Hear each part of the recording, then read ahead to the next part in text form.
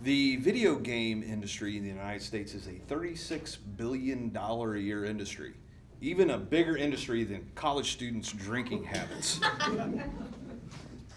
As such, the peripherals needed to make the video game experience for the consumer is a huge market in this country.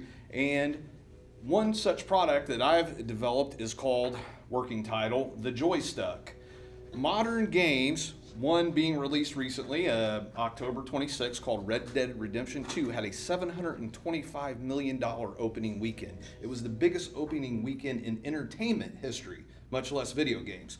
So I aim to take advantage of that. Many of the modern games that are out today are always ongoing worlds, whether or not the player is in them or not. So that is to say, any of us could log on to a game and the world is ongoing with players in this virtual world playing these games, accumulating resources in these games, etc.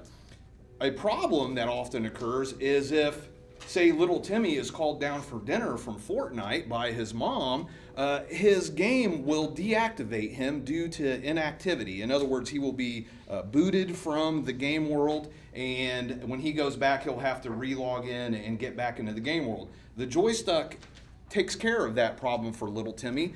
It's a small device about the size of a water bottle cap, and it fits over the analog joystick of a PlayStation 4 and Xbox One, and it has a small motor attached, and it's programmed to every 5 minutes or so move, and it uses the same motor that's in cell phones that causes them to vibrate. It moves the controller just a little bit to move the character in the game world. That way the game detects that the player is still in the world, and it will not boot them out of the world due to inactivity.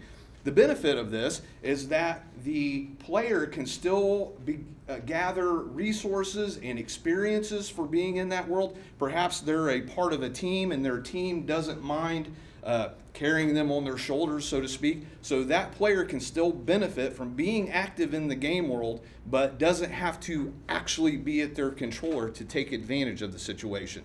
Many of these games are this way already, and they are continuing into the future as developers develop these virtual worlds in which people spend a good deal of their time.